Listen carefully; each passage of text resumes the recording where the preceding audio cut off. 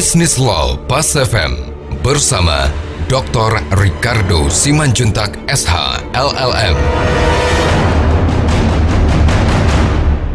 Mitra bisnis, seperti beberapa pertanyaan yang diajukan oleh pelaku industri asuransi kepada saya sehubungan dengan likuidasi perusahaan asuransi atau perusahaan perasuransian di Indonesia, maka hari ini kita akan memfokuskan bahasan kita pada topik tersebut tentang ketentuan hukum yang mengatur likuidasi perusahaan perasuransian di Indonesia.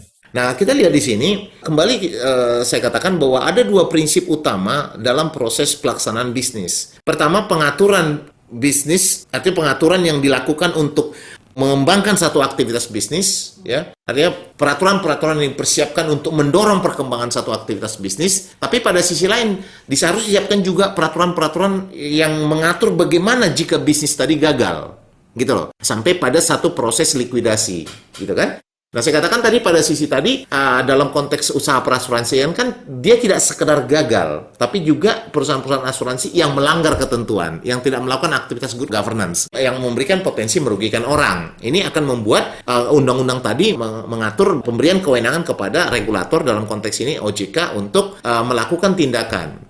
Ya kan, sampai pada pencabutan izin. Yang konsekuensi pencabutan izin tadi saya katakan tadi adalah bubarnya badan usaha dari usaha perasuransian tadi, gitu. Nah, hal seperti ini akan memberikan konsekuensi bagi seorang kurator untuk melakukan pengumpulan aset sampai pada satu penjualan. Jadi kurator juga mempunyai kewenangan untuk menghentikan aktivitas-aktivitas bisnis yang dilakukan oleh perusahaan asuransi yang sudah dicabut izinnya tadi, jika dia meyakini bahwa bisnis atau aktivitas bisnis tadi itu atau kontrak tadi itu ternyata merugikan, ya kan? Walaupun hukum selalu memberikan proteksi bagi pihak yang melakukan aktivitas bisnis dengan niat baik, dalam pengertian jika memang itu harus dihentikan dan itu merugikan pihak lain, maka konsekuensinya adalah pembayaran terhadap kerugian orang lain tadi itu bisa dilakukan melalui aset dari perusahaan yang dilikuidasi.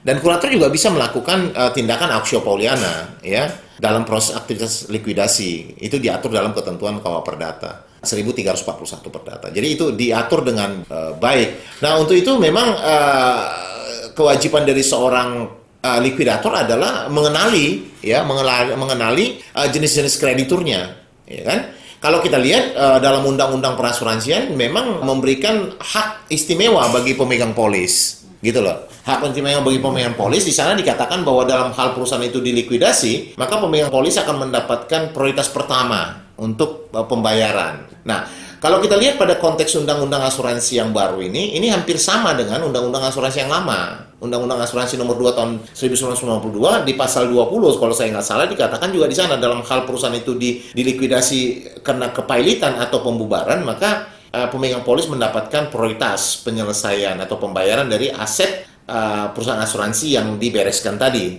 Pemegang saham kan hanya akan mendapatkan pengembalian kalau ada sisa, gitu.